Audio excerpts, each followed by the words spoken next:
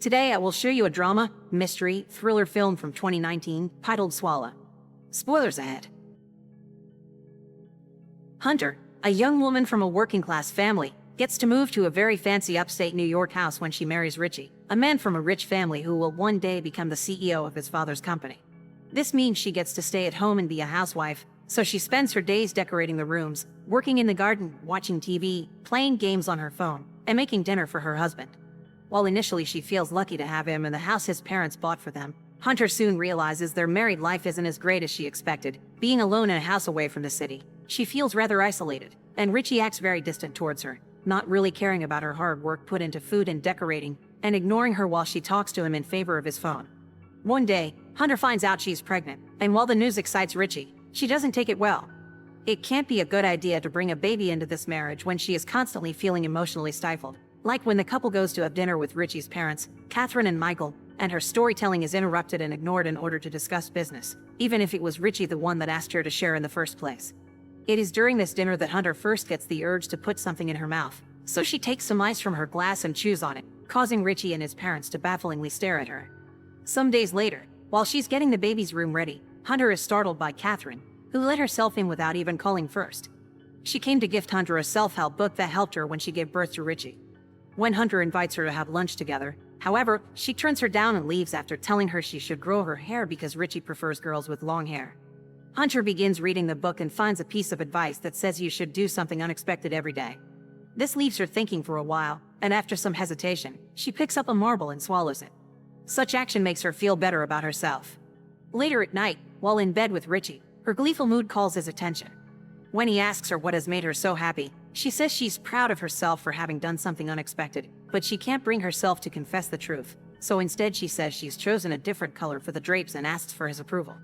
Richie tells her she could never do anything wrong, yet the next morning, when he finds out she's ironed his silk tie and ruined it, he scolds her pretty badly for it.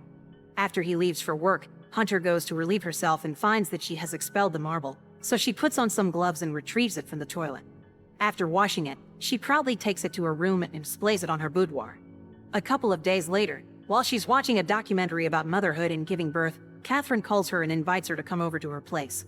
They chat about the jobs they had before they were married, and Catherine wonders if Hunter is truly happy or she's faking it. Hunter replies she is very happy, but it's clear that she's lying. Sometime later, Hunter is vacuuming the carpet when she finds something stuck in the vacuum cleaner, a thumbtack.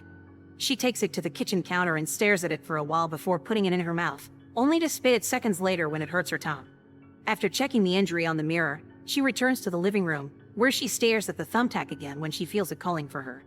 Not being able to resist it any longer, she grabs it again and puts it in her mouth once more, and this time, she manages to swallow it. She can't help groaning in pain as the thumbtack makes its way down her throat, but at the end of it, she's still proud of herself. Later that night, Hunter goes to bed after checking her growing belly, but she's suddenly surprised by her husband arriving with a bunch of coworkers to have an improvised celebration. While changing into nicer clothes, she starts feeling pain in her abdomen and rushes to the bathroom, where she expels the thumbtack and some blood in the toilet. Not wanting to be discovered, she hurries to clean it all up, and when Richie comes to check on her, she lies and says she's fine. Richie believes her even when he sees her trembling. Hunter goes downstairs, ready to join the men outside, but steps back when she discovers a blood stain on her clothes. While she washes the stain away in the kitchen sink, she's approached by one of Richie's coworkers, who asks her for a hug because he's lonely. Hunter hesitates at first, finding the idea quite weird coming from a stranger, but she eventually gives in and ends up enjoying the hug, since she's missing that kind of comfort in her life as well. From then on, while working on decorating the house, Hunter keeps on swallowing all kinds of things, like pages from the book, a battery, a lock, and even a little figurine.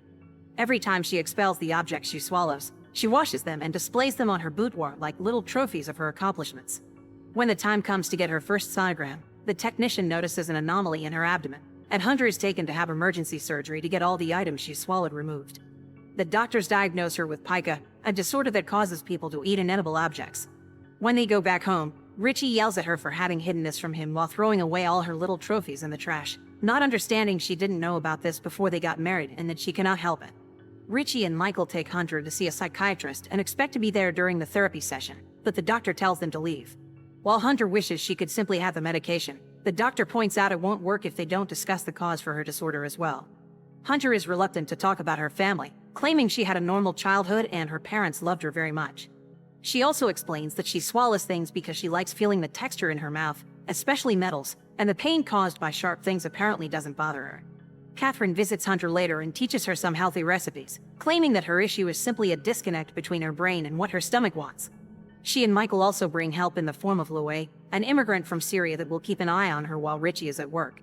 Hunter now feels even more stifled and smothered because Louie keeps trying to do her everyday chores as if she was invalid, and he dismisses her mental illness as resulting from having a quiet life. Whenever she needs to go to the bathroom, Louie checks her clothes to be sure she isn't hiding any objects she could swallow while he isn't looking. But he doesn't know that Hunter has already hidden a little bag under the toilet containing various screws and other little metal knickknacks that she keeps on eating. When she returns to therapy, the doctor expresses concern over her having swallowed a battery and a needle, which could have killed her. Hunter says eating those things made her feel under control. Before leaving, she brings up her mother, and is about to confess something about her childhood when she suddenly changes her mind and says goodbye to the doctor without adding more. Later that day, they celebrate Richie's birthday at home with all their friends. When one of his co-workers accidentally mentions stomach pumping, she apologizes to Hunter for the comment, making her realize Richie has told everyone about her disorder. She confronts him about it outside, saying she doesn't want people to know, but he dismisses her feelings, saying he doesn't want her to ruin his birthday party. After the party is over, while the couple is making love, Hunter gets particularly aggressive in her movements and finishes before Richie can. When he points this out, Hunter makes him apologize for telling his friends about her condition and promise that he still loves her unconditionally. During the next therapy session, the doctor makes Hunter finally reveal the family issue she's been hiding. It turns out her dad isn't her actual biological father. Her mother got pregnant after a stranger she met at a bar followed her home and took advantage of her. Hunter knows the name of the man, William Irwin, and carries a picture of him she cut from the newspaper when they announced he would serve time. Her mother never considered terminating the pregnancy because she is religious and right-wing, but Hunter promises she's dealt with this whole side of her life. She swears that her mother isn't resentful, that her stepfather was very nice to her, and that her sisters loved her. The doctor thinks this has a lot to do with her disorder and accepts to hug her before she leaves at the end of the session. Richie starts being nicer and more affectionate towards Hunter, and this helps her stop the swallowing urge when she's tempted by the dirt in the garden. However, her happiness doesn't last long. When she enters the house, she overhears Richie and her doctor talking and learns her husband has bribed the psychiatrist to tell him everything she said during their sessions. After he leaves, she goes through in panic attack and has trouble breathing, so she hides under the bed for safety. That's where Louie finds her moments later, and since she won't come out, he decides to offer his company by joining her there and patting her shoulder. Hunter falls asleep and wakes up in the evening, finding Louie has also fallen asleep under the bed next to her. She takes advantage of this to go to the kitchen and search for something small enough to swallow, which ends up being a miniature screwdriver.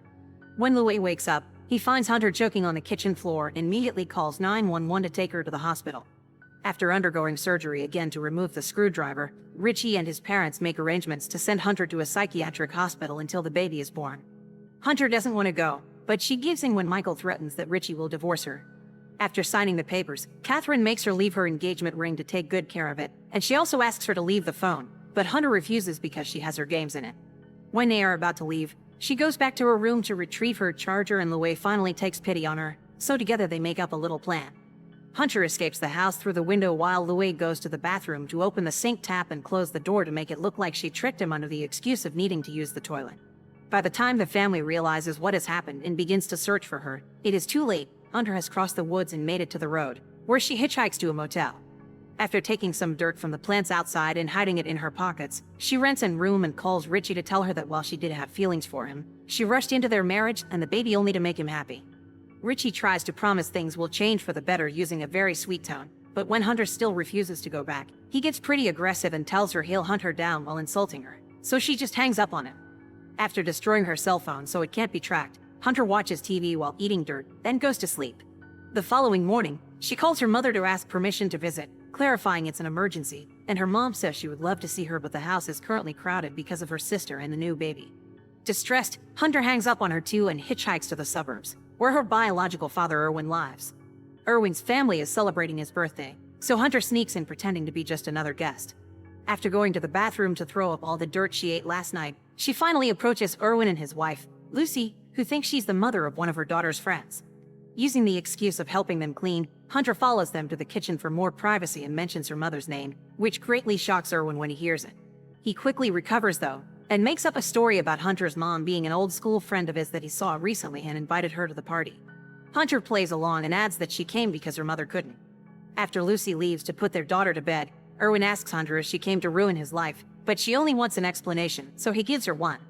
Erwin explains he did it because it made him feel powerful and special, almost like a god, but when he went to jail, they beat him so bad he needed to wear a colostomy bag. That made him realize he was no god, just an awful person.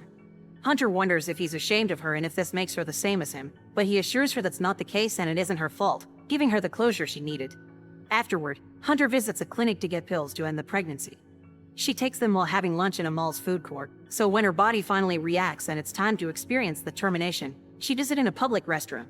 When she comes out, she smiles at her reflection in the mirror, finally feeling free. Make sure to subscribe and turn on notifications so you can watch more videos like this. Thanks for watching.